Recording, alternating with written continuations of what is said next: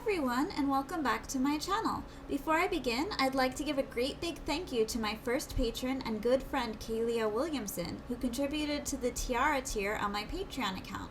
She requested a post on disabled princesses, so stay tuned to theprincessblog.org for the next couple of days to see that. If you'd like to contribute to my blog, head on over to patreon.com/theprincessblog and choose one of the tiers. I have a lot of great options to offer. I have some great news. It turns out that Disney's Tangled the series is coming back in 2 weeks on June 24th with new episodes, so we can all look forward to seeing new adventures with Rapunzel and her friends. Rapunzel has been a memorable icon among princess tales long before Disney got their hands on it in 2010. She is the quintessential fairy tale damsel in distress. That's not to say she was always helpless. In fact, in the Brothers Grimm adaptation, Rapunzel asks the prince to bring her silken skeins that she sews together to create a ladder so she can escape the tower herself. So she was actually more active in solving her own problems than Cinderella and Snow White.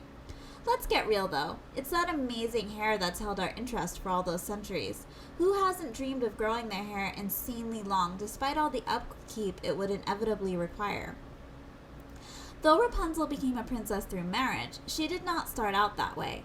Her family's social status was unmentioned, but it was likely that they were peasants because her father needed to steal food for her mother from the witch's garden.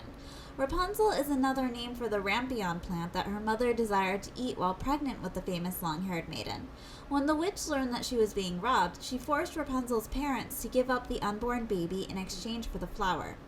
This aspect of the story was left fully intact in the opening song of Stephen Sondheim's Broadway musical Into the Woods, one of the few fairy tale adaptations that used the Grimm version of Cinderella instead of the one by Charles Perrault. Unlike the Broadway show, the 2014 Disney adaptation of Into the Woods left Rapunzel's tragic ending largely ambiguous. Tangled had already been released at the time, and they did not want to destroy the legacy of one of their beloved characters. Like the Frog Prince, Rapunzel was faithfully retold in a haunting 1983 episode of Shelley Duvall's Fairy Tale Theater. This episode is worth noting because it is one of the few episodes that stars Shelley Duvall herself as the leading princess, and it also incorporates Rapunzel's twin pregnancy from the original story, a detail that is commonly left out of children's retellings. The pregnancy was a large turning point in Donna Jo Napoli's novel Zelle. The novel focuses on Rapunzel's story from the perspective of the obsessively protective mother Gothel. Unlike most unnamed fairy tale villains, the name Gothel comes from the original Brothers Grimm text, which is why it is used in so many alternate tellings of the story. In 2002, Barbie took the reins on a Rapunzel movie, likely because it was one of the few fairy tales that Disney had not yet covered at the time. It was released just before Barbie's version of Swan Lake. Unlike that adaptation, though, Barbie as Rapunzel strayed as far as could be from its fairy tale roots, keeping only character names and the prospect of being trapped in a tower.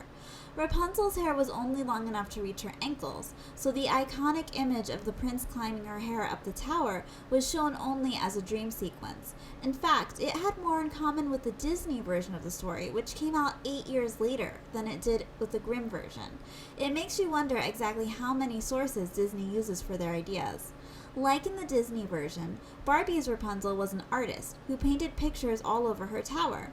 She was also stolen from the Queen and King by Mother Gothel, making her a princess from birth without knowing it.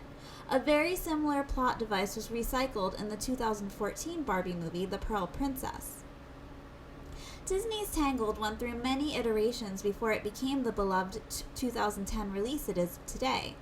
It was originally slated for a 2005 release entitled Rapunzel Unbraided, about a cynical teenager from San Francisco who got cursed by a witch to live in Rapunzel's body while the real Rapunzel was trapped in the body of a squirrel. Thank goodness that didn't happen. All that remains of it is an early pre-visualization sequence and a 15-second clip. The themes they wanted to incorporate into that story were far better suited to the 2007 feature Enchanted, which might be part of why they decided to go in a different direction.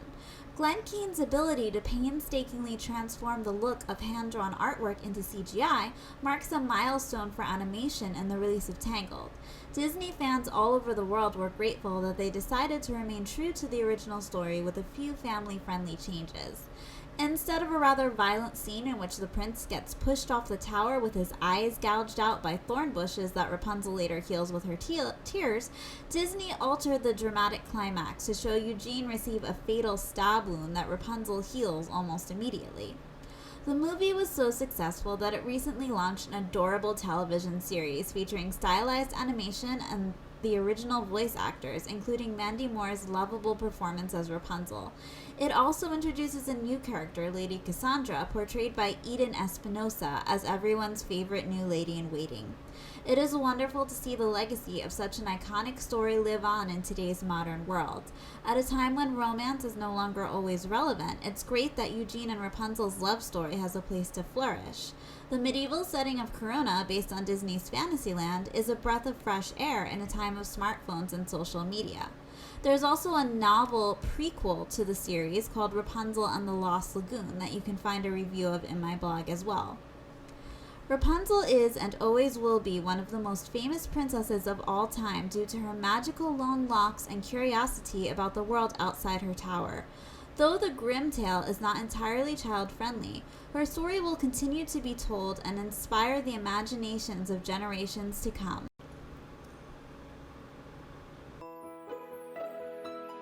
That's it for today, guys! Thanks for watching my channel! If you enjoyed this video, please like, subscribe, and let me know in the comments which princess or princesses you'd like to hear about next.